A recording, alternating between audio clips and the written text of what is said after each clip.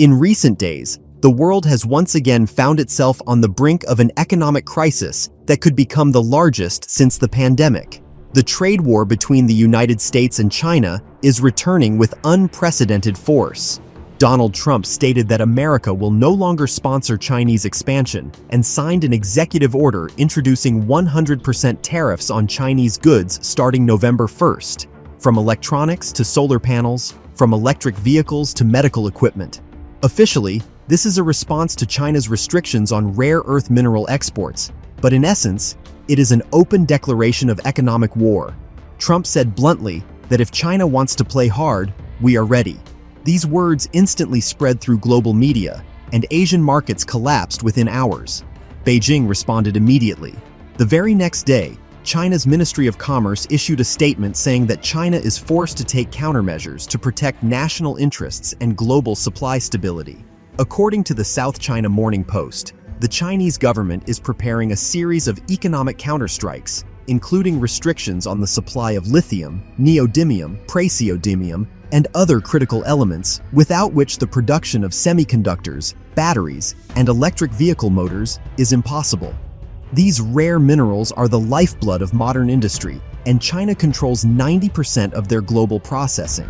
Experts at the Financial Times note that for the first time in a decade, Beijing is using resources not just as an economic tool, but as a geopolitical weapon. Without Chinese minerals, production at Tesla, TSMC, Apple, Intel, and Samsung will grind to a halt.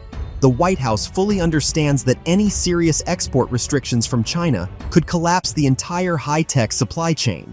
But Trump, according to his closest advisors, has no intention of backing down. He is convinced that now is America's best chance to seize technological leadership from Beijing once and for all. Bloomberg Economics has published an analytical report stating that the United States is already preparing a package of financial incentives for companies that move production out of China to India, Vietnam, or Mexico. In other words, the White House is trying to reformat the global industrial map. In Congress, this is being called a new strategy of economic encirclement of China. But Beijing sees it as an attempt to undermine its internal stability. According to data published by Nikkei Asia, Chinese government-linked think tanks have already presented Xi Jinping with 3 response scenarios. The first is financial, the gradual sale of U.S. Treasury bonds, of which China holds more than $770 billion. The second is technological, restrictions on the export of components for American military companies and space programs. And the third is strategic, strengthening the military presence in the South China Sea and conducting demonstrative exercises near Taiwan and Guam. In Washington, such plans are seen as an economic blitzkrieg. A Rand Corporation report states directly that China is ready for the first time to use economic, military, and diplomatic tools simultaneously to change the balance of power. The Pentagon, in response, is intensifying intelligence operations and deploying additional ships to the Sea of Japan. Meanwhile, according to the Wall Street Journal, anxiety is growing inside the U.S. government over the country's dependence on Chinese minerals. The publication refers to a leak from the Department of Energy, which admits that U.S. reserves of rare earth metals would last no more than 7 months for the semiconductor industry. If China decides to cut off supplies, the American technological base could simply shut down. But China is acting cautiously. It does not want to openly provoke panic in the markets, as its own economy is heavily dependent on exports. However, the mood inside Beijing is hardening.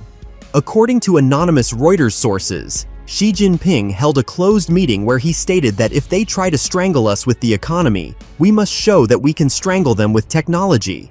These words, insiders say, were met with approval among the military and party elites. The U.S. administration responded by announcing the launch of the National Program for Technological Independence, worth more than $400 billion. The program includes the construction of new chip manufacturing plants in Arizona and Ohio, the extraction of rare metals in Nevada, and the creation of a strategic lithium reserve. But as CNBC experts note, all these projects will take at least 3 to 5 years, while the war has already begun now. Der Spiegel reports that European leaders are in a panic. Germany's industry receives most of its components for electric vehicles from China. and now these supplies are under threat. If China cuts off the flow of lithium and magnesium, the European economy will enter a recession by spring, said a representative of the German Automobile Manufacturers Association. Meanwhile, a massive restructuring of industry is beginning in China. State media are broadcasting the slogan, "Made in China for China," emphasizing the course toward technological self-isolation. The domestic market is becoming the priority. According to China Daily, the government has allocated 1 trillion yuan to support national microelectronics companies and to launch new rare metal processing plants. But the US still has its own trump cards. Trump is considering a total ban on the export to China of any dual-use technologies, including artificial intelligence, quantum processors, and military simulation systems. According to Politico, a special task force has already been created in the White House to assess the possibility of a technological embargo. This would be a step comparable in impact to the oil crisis of the 1970s. Against this backdrop, analysts are increasingly warning about the risk of a new Cold World, a division of the planet into two economic blocks. One would form around the United States, the other around China. Each would try to build its own ecosystem of technology, currency, and logistics. The Economist writes that if this trade war continues for at least a year, globalization as we know it will cease to exist. Corporations are already creating dual supply chains, one for the US and one for China. This increases costs, reduces efficiency, and leads to total economic fragmentation. The key question is, who can hold out longer? China's economy is already slowing, but the US is not in great shape either. In an interview with Fox Business, former US Treasury Secretary Lawrence Summers said that we have started a war in which there will be no winners, there will only be losers. However, according to him, Trump is betting that the American economy will weather the storm thanks to its flexibility and innovation, whereas the Chinese economy, being more centralized and dependent on the state, may start to crack. Meanwhile, China is moving forward on its own path.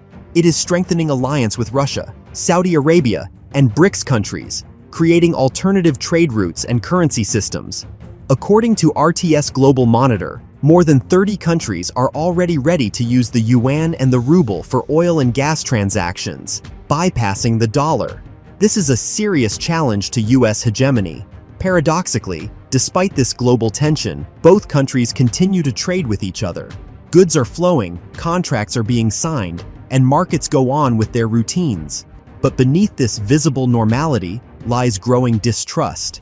There is a chill in the air that has not been felt since the Cold War. And in this chill, a new era is being born. An era where geopolitics, technology, and resources are woven into a single knot that can no longer be untied peacefully.